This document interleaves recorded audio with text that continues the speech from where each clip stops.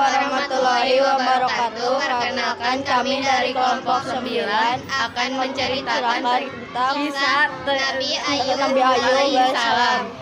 Nabi Ayub adalah orang yang sangat kaya raya. Beliau adalah cucu dari Nabi Ishak bin Ibrahim alaihissalam. Beliau adalah sosok seorang Nabi Allah yang memiliki tingkat kesabaran yang tinggi dalam menghadapi cobaan dari Allah. Nabi Ayub alaihissalam adalah orang yang kaya raya. Hartanya melimpah ruah dan ternaknya sangat banyak. Dia hidup makmur dan sejahtera. Hidup Nabi Ayub dipenuhi kesenangan, namun beliau tetap tekun dan beribadah. Beliau juga gemar berbuat kebaikan dan suka berbagi kepada siapapun. Semua orang menguji kebaikan, ketulusan, dan keikhlasan Nabi Ayub dalam berbuat kebaikan. Bahkan para malaikat pun juga memuji beliau. Hal ini membuat iblis merasa iri. Ia tidak suka ada manusia yang begitu solehnya. Iblis pun berniat membuat Nabi Ayub sesat. Iblis selalu mencoba sendiri menggoda Nabi Ayub agar ia tersesat dan tidak mau bersyukur kepada Allah. Namun ternyata iblis gagal. Iblis pun tidak menyerah. Ia dan para pembantunya mulai menyerbu keimanan Nabi Ayub. Mula-mula mereka membunuh semua ternak, kemudian merusak kebun Nabi Ayub dan juga membakar semua harta beliau. Namun Nabi Ayub dan anak istri beliau tetap rajin beribadah dan tidak pernah mengeluh. Mereka semua tetap menerima takdir dengan ikhlas. Iblis dan para pembantunya kemudian mendatangi putra dan putri Nabi Ayub. Di rumah mereka menggoyang-goyang tiang rumah hingga roboh. Semua anak Nabi Ayub meninggal dunia.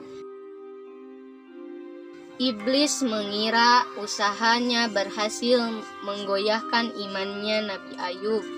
Nabi Ayub yang sangat menyayangi putra dan putrinya itu, meskipun Nabi Ayub merasa sedih dan menangis, tetapi jiwa dan hatinya tetap kokoh dalam keyakinan bahwa jika Allah yang Maha Pemberi menghendaki semua itu, maka tak ada seorang pun yang mampu menghalanginya. Iblis pun tidak patah semangat. Iblis kemudian menaburkan penyakit di sekujur tubuh Nabi Ayub, sehingga beliau menderita sakit kulit yang menjijikan. Semua tetangga dan orang sekitar menjauhinya karena takut tertular. Mereka menginginkan Nabi Ayub segera pergi meninggalkan lingkungan mereka. Maka pergilah Nabi Ayub dan Rahma istrinya ke sebuah tempat yang jauh dari pemukiman. Penyakit Nabi Ayub sudah bertahun-tahun tak kunjung sembuh.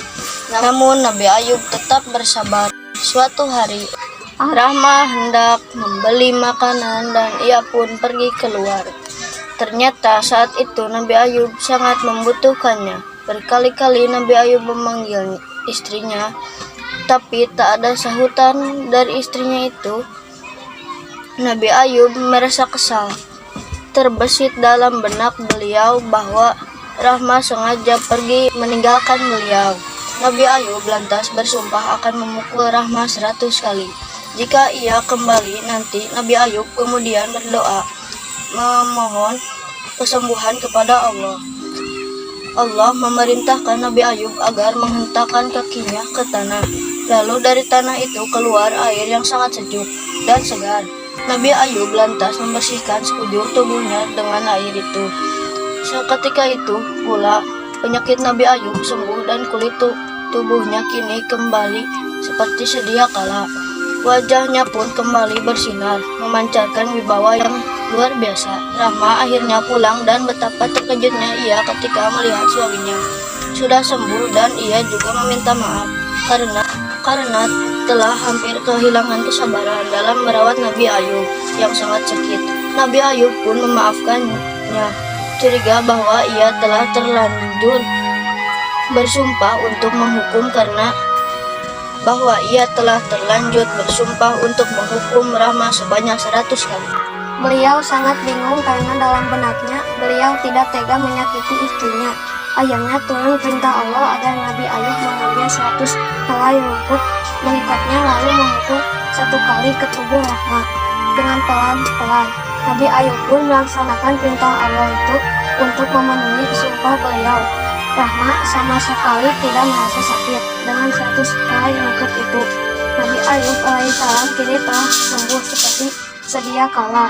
Tak ada lagi orang yang menjauhinya. Mereka kembali menerima Nabi Ayub karena kesabaran beliau. Pula Allah mengaruniakan lagi harta berlimpah kepada Nabi Ayub alaihissalam. Berikut hikmah kisah dari Nabi Ayub alaihi salam. 1. Hendaknya kita beriman kepada Allah Subhanahu wa Ta'ala dengan sebenar-benarnya iman. 2. Hendaknya kita sabar menghadapi segala cobaan dari Allah Subhanahu wa Ta'ala. 3. Hendaknya kita menyadari bahwa setiap ada kesulitan pasti ada kemudahan. 4. Setiap penyakit pasti ada obatnya.